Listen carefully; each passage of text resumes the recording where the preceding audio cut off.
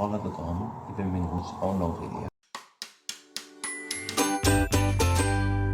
Avui parlarem d'Estimat idiota de Christian Oliver, un autor català, i aquesta novel·la ha eixit enguany i ha estat publicada per Rosa dels Vents. És una novel·la molt fineta, de només 200 pàgines. De fet, me la vaig llegir d'una tirada. Crec que va ser un cap de setmana que plovia a botzilbarrals. Vaig aprofitar, no? Vaig agafar-la, m'hi vaig endinsar i la vaig acabar en un dia. La novel·la segueix la història d'Adrià.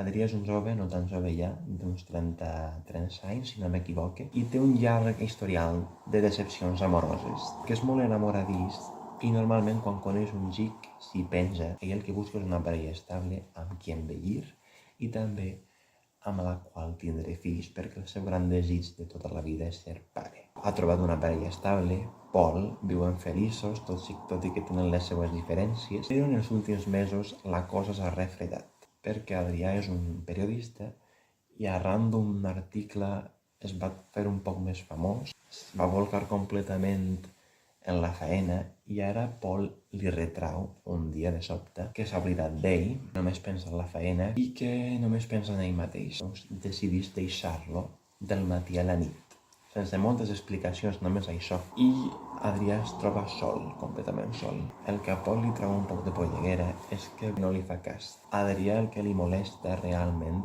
és que quan vol parlar del tema, qualsevol problema que tinguen, qualsevol baralla, Pol o ignora tot o simplement li treu ferro i ja està. De sobte, Adrià es troba sol, com hem dit, i no sap com superar la ruptura, no sap què fer i entra un poc en un cercle viciós. Sempre té el suport dels seus amics, Natàlia, Roger i Roger, que crec que és una de les parts més interessants del llibre i de les que més m'han agradat, la seva relació i el seu suport incondicional entre ells, perquè tots tres tenen un historial amorós que deixa un poc a desitjar. Adrià el que fa és crear comptes en les xarxes socials de cites, com Tinder i Grindr, i el que descobreix és com funciona el món de l'amor actualment. És una gran crítica a la immediatesa i al catàleg que tenim de gent i de cossos amb els quals només comences a agitar-te i després tanques la porta i t'oblides que existeixen. I ell també acaba inevitablement abocat a reproduir tot el que veu en aquestes xarxes socials per a intentar encaixar en un prototipus de persona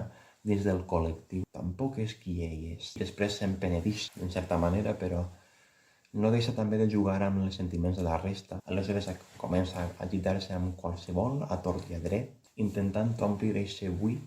Amb això només li queda un poc més de buidor, no? Recordem que ell el que busca és una relació estable. Es reflecteix molt bé tota la superficialitat, la immediatesa, la fetitització, els estereotips i la masculinitat tòxica del col·lectiu en les aplicacions com Grindr. Com Adrià, doncs, n'és tan poc tip, no? Com acabem reproduint i perpetuant aquesta masculinitat tòxica perquè és el que hem mamat. Ell es lamenta, per exemple, que dins del col·lectiu es tiren pedres a la pròpia teulada. El que passa és que on ha quedat l'amor de veritat? On ha quedat, per exemple, l'exclusivitat, la responsabilitat afectiva? Tothom en les aplicacions troba molta gent a la qual li falta un poc de maduresa emocional, només hi ha físic pur i dur. No estableixen cap mena de relació i com sembla que l'han establida, només és un joc, és una estratagema perquè caigues en el parany i tindràs sexe amb tu, que és el que passa. Juguen amb ell i ell també juga amb els altres, amb els sentiments i amb les expectatives de la resta. També es lamenta un poc i li treu un poc de polleguera que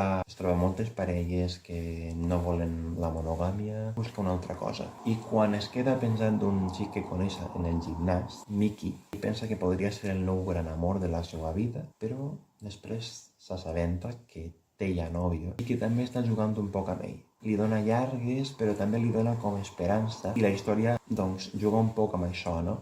Com intenta superar Pol, alhora es troba enamorat de Miki, però Miki no el pot correspondre perquè suposadament està en una relació. Sempre queda el tema de l'exclusivitat o d'obrir la relació i ell es lamenta que hi hagi tanta gent que ja no crega en les relacions entre dues persones, no? Que sempre cal obrir. Es planteja si l'amor tradicional amor ha de conformar-se amb altres formes d'amor només perquè és el que sembla que prolifera o predomina en el col·lectiu, en les aplicacions. Al final només acaba pensant el mateix, no? Que no es pot veure i bufar alhora. La lliçó que aprenem del llibre és que al final decidís posar-se a si mateix davant com a prioritat, deixar-se de jocs i doncs comença a cuidar-se a si mateix i apreciar-se i valorar-se tal com és. I deixar de preocupar-se també molt pel físic, perquè quan entra a les xarxes socials i en aplicacions com Tinder o Grindr, veu la importància del físic i busca la valoració externa, per la qual cosa s'obsessiona amb el físic,